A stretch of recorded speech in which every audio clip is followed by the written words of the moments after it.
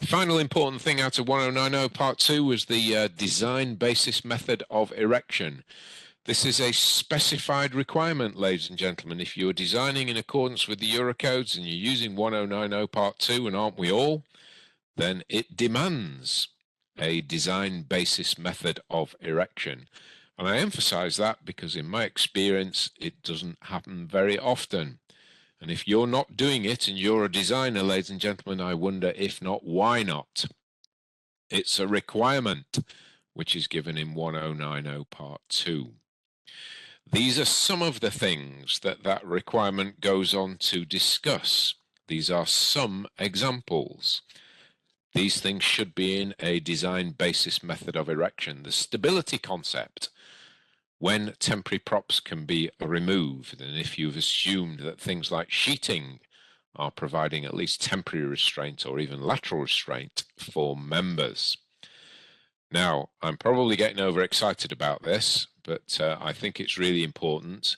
If you look at clause 931, which is the design basis method of erection, there are 19 items that a designer might like to think about, which should be presented in the design basis method of erection. And again, if you're not doing these things, I would ask you to think about it carefully. It's a specified requirement. Okay, it's not an option, which is why I've emphasized requirement. I know that many people don't actually do it. I think it should change.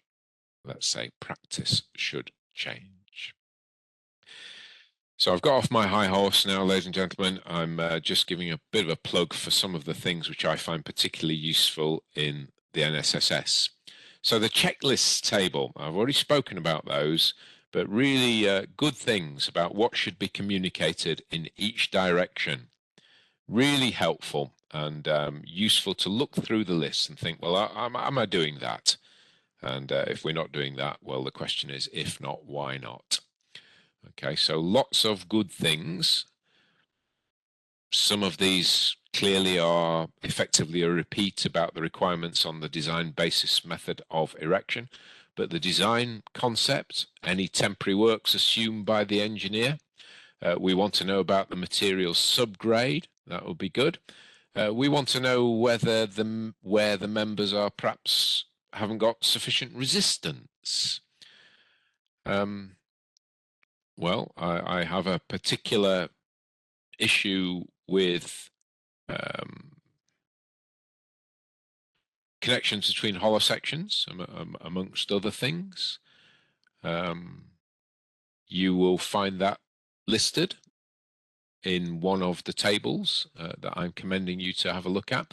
But here are a whole load of other things where you might know in design terms that there will be requirement for additional reinforcement, and it would be good to know. Things down at the bottom which might affect the construction sequence or perhaps have been assumed. Well, some of those things will be to discharge your responsibilities under CDM.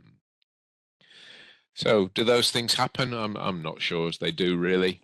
But a design concept, in my experience, because I used to work for a steelwork fabricator, would really help to know what provides stability. Is it a core? Is it bracing? Is it those things right from day one, or do we need some stiffness in the connections? So all these good things, I suggest, are a designer's responsibility, and they should be discharged. The NSSS, like 1090, has got a section on tolerances.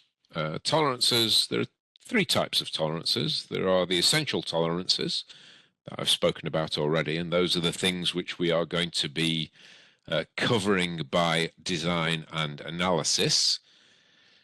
So that might be the out of plumb limits of frames. We allow for that with the equivalent horizontal forces when we design a structure.